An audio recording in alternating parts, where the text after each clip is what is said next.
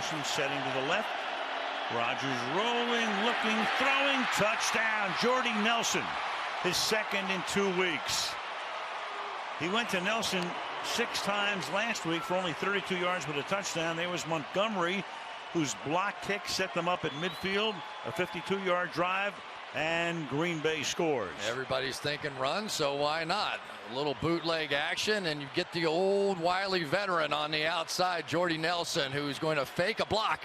Let me block you here on this run play, and then head on out to the flat for an easy touchdown. Crosby for the extra point. Green Bay was the most pass-oriented team in the red zone inside the 20 last year.